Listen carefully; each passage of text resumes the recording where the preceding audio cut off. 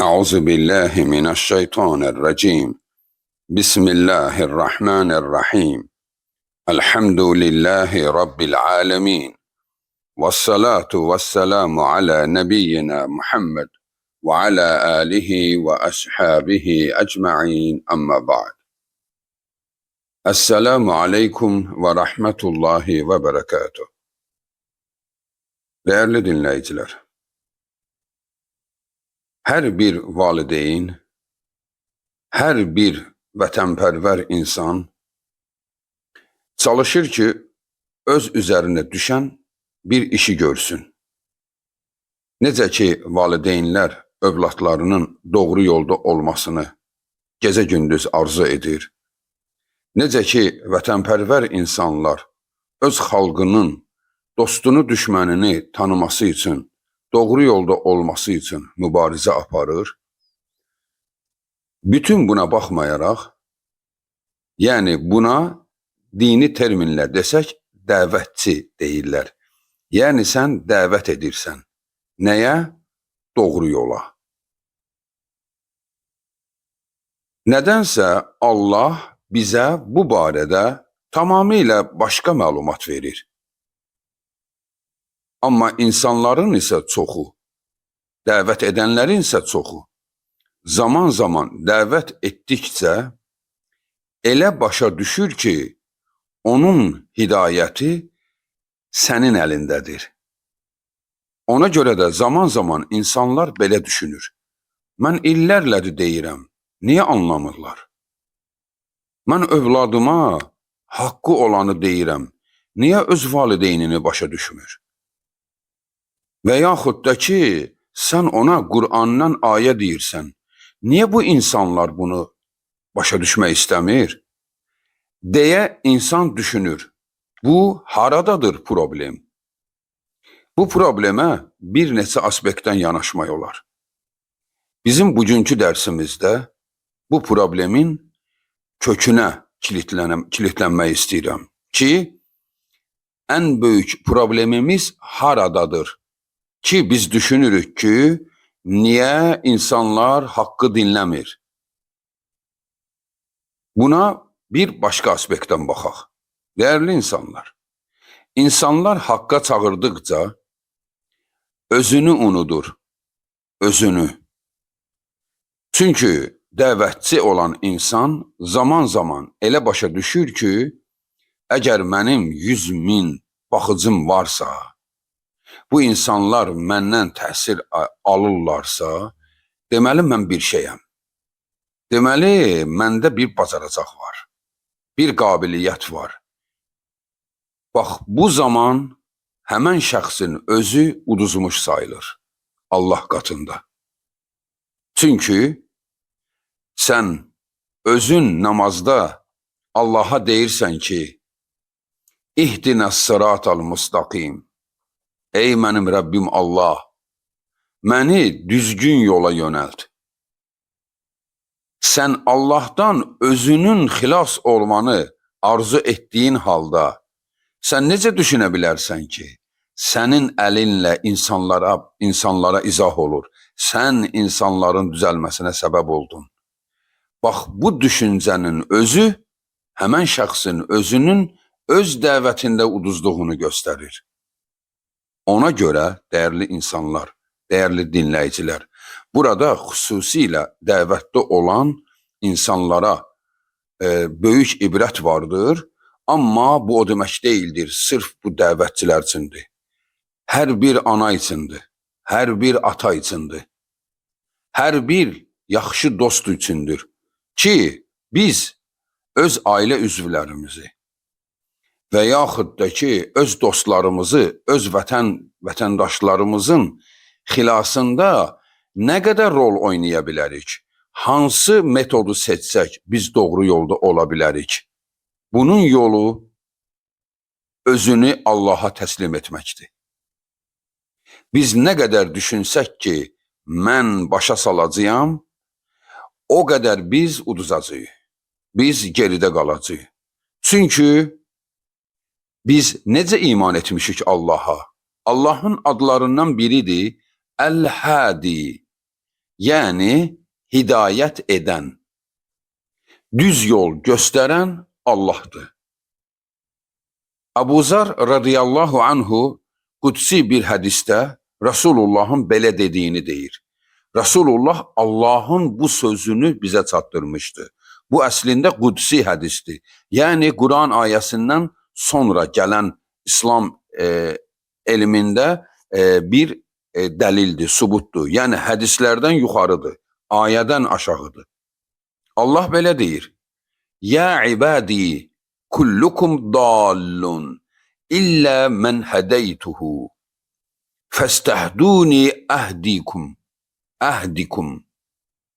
Ey qullarım, sizin hamınız səhvdəsiniz, yanlış yoldasınız.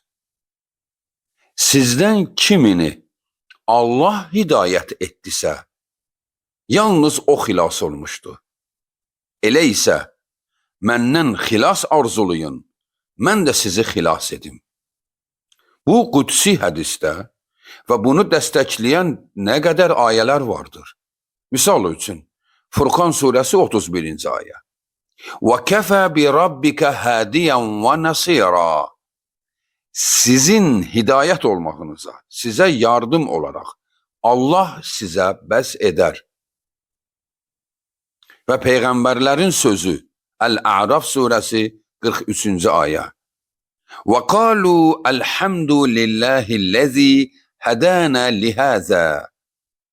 Və onlar belə dedilər: Həmd olsun o Allaha ki, o bizi hidayət etdi düz yola.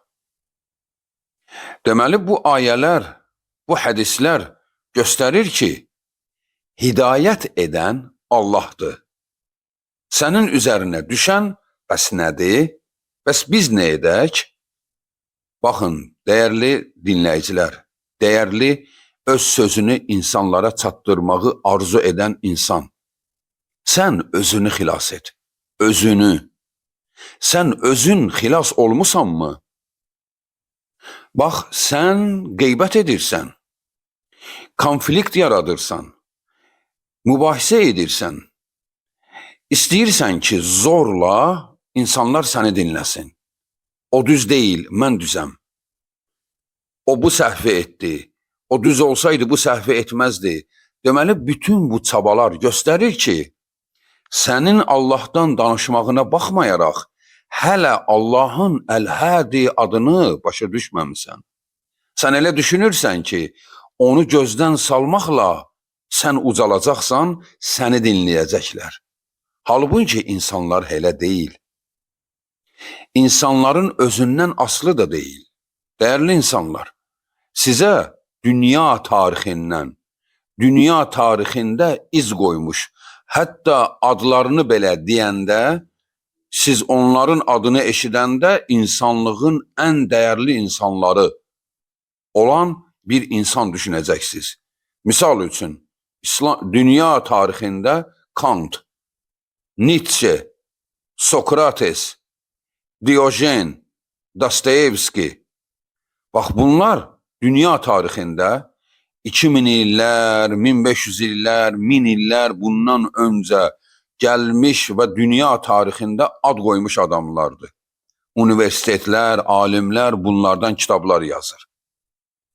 Amma siz bu adını dediklərimi heç tanıyırsınız?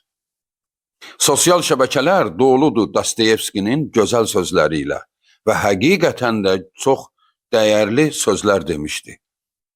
Amma siz o Dostoyevskinin özünün əyyaş, qumarbaz, qadınbaz olduğunu bilirsinizmi?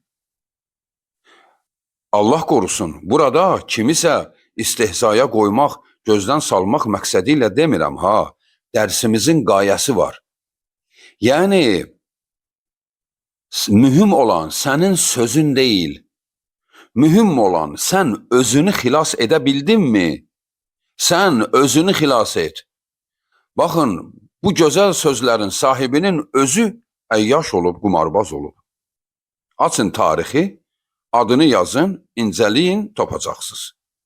Sokrates, dünya fəlsəfəsinin dahisi, oğlanbaz. Nietzsche, Diyojen, dünya fəlsəfəsinin dahiləri. Diyojen it kimi həyat yaşayıb. Yəni təhqir mənasında deyil ha. Özünə bir dağın küncündə dəlik açıb, it necə qalar, sahibsiz it. Bir dəlik açıb, o dəliyin qabağına sümükləri yığıb, sümükləri yalayardı və it kimi yaşayardı. Deyirdi, belə yaşamaq lazımdır. Dünyaya necə gəlmişiksə, o formada yaşamalıyıq. Çılpaq, sümük sovurur, amma tarixə baxırsan, onun sözləri, yəni bir dahiyana sözlərdir. Nietzsche, yəni səfeh dediyin adam necə olur? Çöllərdə gəzib ona daş atan, buna daş atan, bax, konkret Nietzsche'nin psixoloji durumu, Kantın da, Nietzsche'nin də psixoloji durumu şezofirin olublar. İkisi də. Kant da, Nietzsche də şezofirin olublar. Yəni səfeh, psixoloji durumları olduqca gərgin olan biriləri. Amma bu insanlar sözün əsli mənasında dünya tarixində ad qoyublar. Yəni dünya tarixində ad qoyub, özü isə belə həyat yaşayıb. Allaha belə inanmayıblar. Allahın dinini belə inkar ediblər. Amma səsləri bu günə qədər gəlib çatıb. Bəlkə də qiyamətə qədər də adları qalacaq. Diyojen, fəxrlə danışır insan onun barəsində, özü isə özünə it həyatı seçib. Bax, bugün bunları eşitdikdə insan özü bir çıxılmaz vəziyyətə düşür. Bəs nədir doğru olan? Doğru olan özünü xilas et. Dəyərli dəvətçi, dəyərli valideynlər, özünü xilas et. İnan ki, sən özünü xilas etməsən, heç kəsə faydan olmayacaq. Yəni, burada adını dediklərimdə məqsədim budur ki, Allah istəsə, hər bir səsi eşitdirir. Hər kəsin səsini çatdırar. Sənin səsinin çatması deyil. Sən Allah qatında kimsən, özünü xilas et. Peyğəmbərlər bu günləri insanlığın, bax, Muhammed sallallahu aleyhi və səlləmin adı gələndə, insanın gözləri yaşarır, ona olan sevgidən. Amma o Allahın Rəsulu, biz düşünürük ki, nə qədər hikmətli, nə qədər gözəl sözlər danışıb, gözəl sözlərlədir, öz doğma əmisini hidayət edə bilmədi. Niyə? İbrahim əleyhissalam doğma atasını hidayət edə bilmədi. Nuh əleyhissalam öz doğma oğlunu hidayət edə bilmədi. Səbəbi nə idi? Bir yerdə yanlışları mı var idi? Cavab budur. Allah bizə bunlarla ibrət göstərir. İbrət göstərir ki, siz elə düşünməyin, ha, Muhammed, Nuh, İbrahim insanları düzəldib. Onlar insan düzəldəndilərsə, öz oğlunu, öz qızını, öz atasını düzəldərdi. Düzəldən Allahdır. Əl-Hədi Allahdır. Necə ki, Allah hələ öz rəsulunun özünə belə bu sözü ağzı ilə dizdirir ki, İnnəkə lə təhdi mən əhbəbtə və ləkinnəllaha yəhdi mən yəşə. Əl-Qasas surəsi 56-cı ayə. Sən bilginən, həqiqətən də sən heç kəsə hidayət edə bilməzsən. Sən öz sevdiyini sevirsən deyə onu doğru yola çəkə bilməzsən.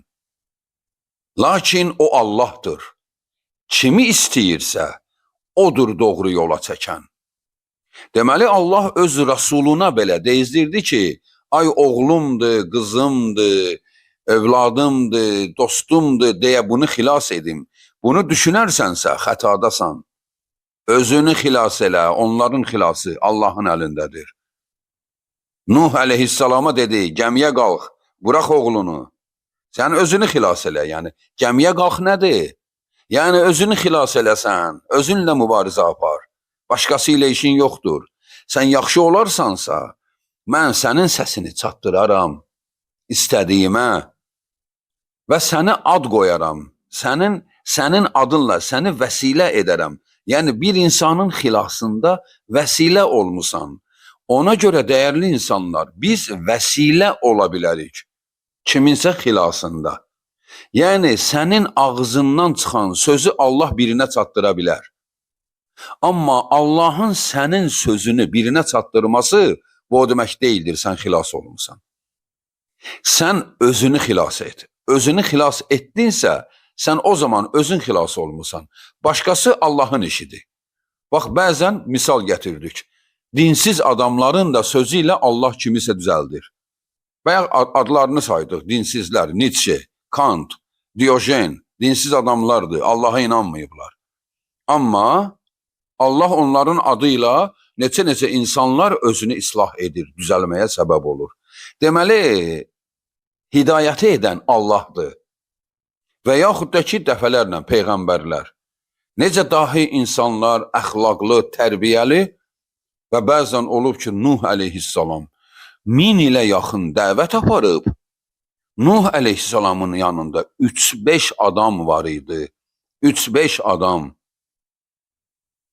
Peyğəmbər olub ki, heç bir ailə üzvünü başa sala bilmədi. Həyatını belə başa verib, bir nəfəri başa sala bilməyib. Elə o qədər peyğəmbərlər var. Bir nəfərə izah edə bilməyib. Deməli, dəyərli insanlar, özümüzü xilas edək. Özümüzü xilas etməsək, o zaman biz uduzmuş olacaq. Adımız qalsa belə. Allah İmam Şafiiyə rəhmət eyləsin. Nə gözəl demişdi. O Allaha dua edərək belə deyərdi. Allahım, yalvarıram sənə.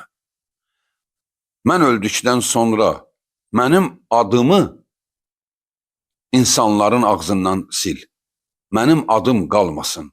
Amma qoyduğum, gətirdiyim elm qalsın. Çünki bu elmi insanlara fayda olsun deyə gətirdim, yazdım. Yəni, insanlığa fayda verməyə çalışaq. Yoxsa xilas edəcəyəm sözü doğru deyil. O bizim əlimizdə deyil. Biz dəfələrlə olur ki, sənə başqaları hörmət edir. Başqaları sənin sözündən təsirlənir. Amma öz övladını belə bəzən bir sözü izah edə bilmirsən. Bax, elə burada böyük ibrət vardır ki, sən bir şey deyilsən. Allah istədiyini ucaldır, istədiyini aşağı salır. Deməli, biz Allaha iman etmişiksə, Əl-Hadi adının 99 bizə bildirilən adlarından biri olduğuna iman etmişiksə, o zaman dəyərli dəvətçilər, dəyərli haqqı danışanlar, özünü bir şey sanma. Sən bilginən oxudun və dedin. Oxuyarkən, deyərkən, namaz qıl, səcdə et, Allaha yalvar ki, Allahım, nə olar da məni vəsilə et. Səni vəsilə etməsi üçün Allaha yalvar. Yoxsa mən insanları düzəldim, şöhrətim olsun, mənim dəstəm var, qrupum var, mənim təsirimdə nə qədər insan var. Bunları düşündükcə uduzacaqsan. Bunları düşündükcə sənin tövhidində problem olacaq. Axı biz tövhid əhliyik. Tövhid nədir? Yəni, hər nədə bir Allahdır. Hər nədə bir Allahdır. Güc, ruzu verən, yardım edən, şifa verən, bağışlayan, hamının biri Allahdır. Birincisi Allahdır. Sən deyilsən heç birində. Hamına möhtac sən özünsən. Ona görə də biz əgər bir övladı, bir dostu, bir vətəndaşımızı haqqa çağırmaq istəyiriksə, o zaman birinci Allaha yalvaraq. Necə ki, Musa əleyhissalam Fironun üzərinə gedərkən Allah ona bu duanı öyrətdi. Rabbi şrəhli sadri və yassirli əmri vahlul uqdatan min lisani yefqahu qavli. Ey Rəbbim Allah, mənim köksümü aç. Yəni, bu sirri mənə öyrət. Dilimdəki düyünü aç, yəni gözəl danışa bilim və insanlara mənim danışdığımı inandır. Deməli, bunun hamını Allah edir. Səni Allah düzəldir, dilini Allah açır, dinlədən də Allahdır. Sən kim oldun bəs? Deməli, özünü heç kim olduğunu anla. Sən özünün heç kəs olduğunu anlayacaqsansa, o zaman Allah səni ucaldacaq və səni dağlar kimi ağır çəkili birisi edəcək. Amma nə qədər ki özünü üstün görsən, sən daha güclüsən, sən daha elmlisən, göstərməyə çalışsan, batdıqca batacaqsan, onu görməyəcəksən. Necə ki şeytan onu batdıqca batdı, görmədi. İnsandan qabaq yaranmışam, insandan elmliyəm, insan kimdir? O torpaqdan düzəlib, mən oddan düzəlmişəm. Nə qədər özünü üstün aparmağa getdisə, getdikcə batdı. Batdıqca bütün insanların gözündə ən rəzil, alçaq məxluqdur. Əslində isə o bizdən qat-qat güclüdür. Elmi bizdən çox, qol gücü bizdən çox, fürsəti bizdən geniş, uçur, itir, dəyişilə bilir, min illərdir yaşayır, hər nədə bizdən üstündədir. Amma dəyərə baxın, dəyəri heç bir şeydir, heç bir şey. Deməli, dəyərli insanlar, sən özünü xilas et. Gecə gündüz Allaha yalvar. Allah səni xilas etsin.